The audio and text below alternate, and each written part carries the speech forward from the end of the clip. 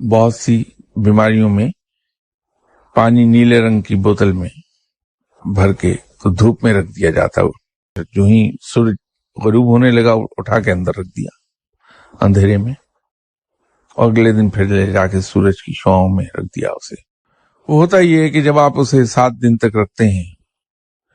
تو سورج کی شعائیں اس نیلے شیشوں میں سے فلٹر ہو کے وہاں تک پہنچتی ہیں، تو اس پانی کے اندر ان شعاؤں کا اثر ہو جاتا ہے، اور وہ پانی اگر کچھ بیماریوں میں مریض کو پلایا جائے تو انسان ہیلدی ہو جاتا۔ وہ لوگ جن کے سر کے بال گرتے ہیں، اسی طرح وہ تیل کو ایک مخصوص رنگ کے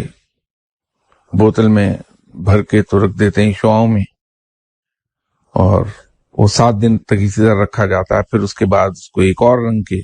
شیشے کی بوتل میں بھر کے رکھ دیتے ہیں، 7 دن وہ رہتا ہے۔ اس کے بعد اس کو 2 دن اوس میں رکھا جاتا ہے تاکہ اس کے اندر ٹھنڈا پن پیدا ہو جائے، تو پھر اگر اس تیل کو استعمال کیا جائے تو گرتے ہوئے بال ختم ہو جاتے ہیں۔